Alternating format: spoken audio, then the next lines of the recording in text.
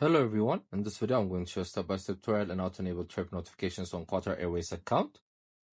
So first we're going to go to the Qatar Airways app. As I told you, you guys can find it in the App Store or Play Store. It's such a helpful travel app. You guys can book different flights in there. Then next you're going to click on the three lights found at the top right corner. Then now you're going to click on App Settings. Then as you can see, trip notifications is turned off, so you're going to turn it on. So now they're going to send you notifications about check-in, boarding, upgrades, and baggage for your flight. So it's such an important setting. You guys have to turn it on. We also have different videos in our how to tutorial playlist. Make sure to check them out. I hope you guys like this video. Subscribe for more, like for more, share for more. I hope to see you again. Goodbye.